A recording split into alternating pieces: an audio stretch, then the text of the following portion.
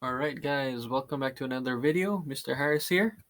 So today we're going to talk about how we could name ionic compounds.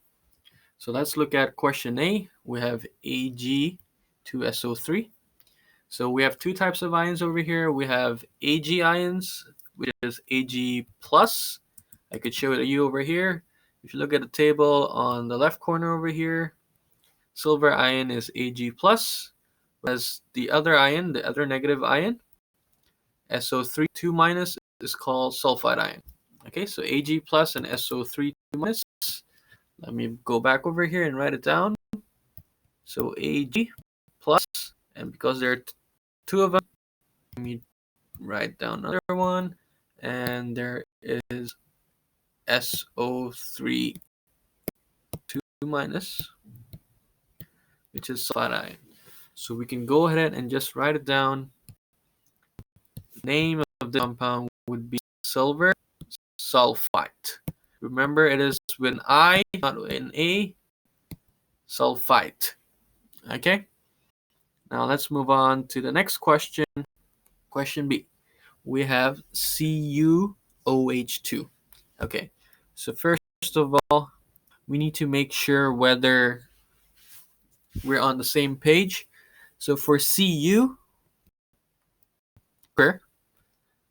if you notice, let's go to the table. If you notice one thing, that is, let me use the yellow highlighter. Let me use blue actually.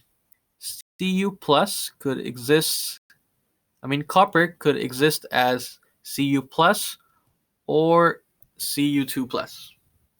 Okay, copper could exist as copper 1 ion or copper 2 ion. So let me go back over here. So we need to make sure that we know which copper ion are we talking about. Are we talking about copper 1 ion or copper 2 plus ion?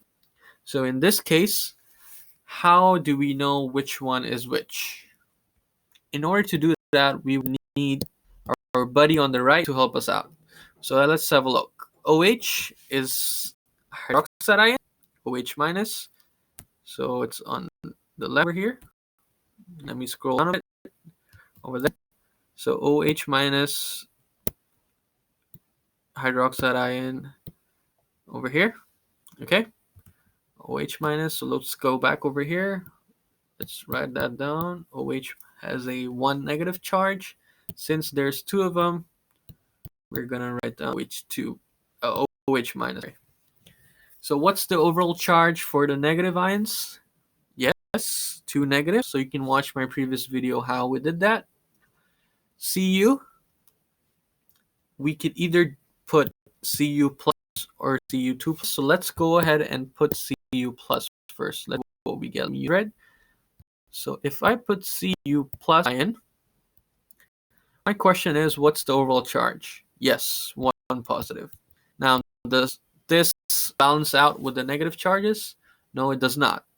So in this case, Cu is not plus, but it should be 2 plus ion. So the overall charge is 2 plus, and it balances out with negative.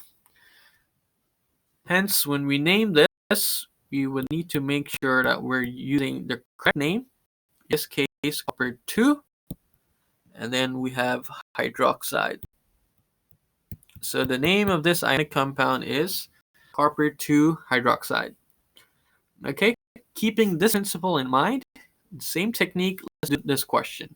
Okay, we have Fe2O3.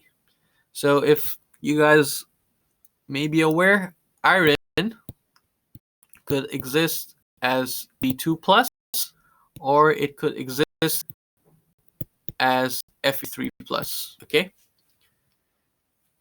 In this question again, how do you decide which one is which? Is it Fe2 plus or Fe3 plus?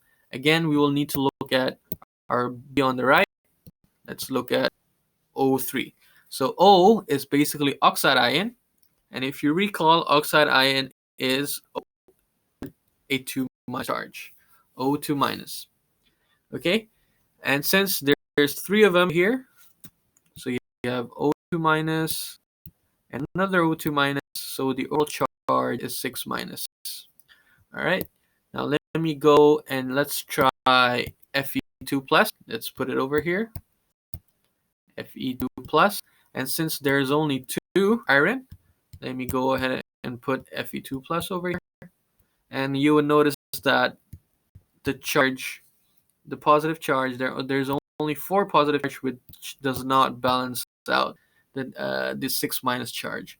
Hence, in this question, iron is not 2 plus, but instead it should be 3 plus. Let's go ahead and write that down. Overall, you have a 6 positive charge. Since there's 2 of them, these 2 balance them out with one another. Hence, when we're going to name this compound, we're going to name it with proper name iron, and in this case we use iron 3. Iron 3. Okay, apologies with the for the lag. And finally, O is oxide. So the name of our ionic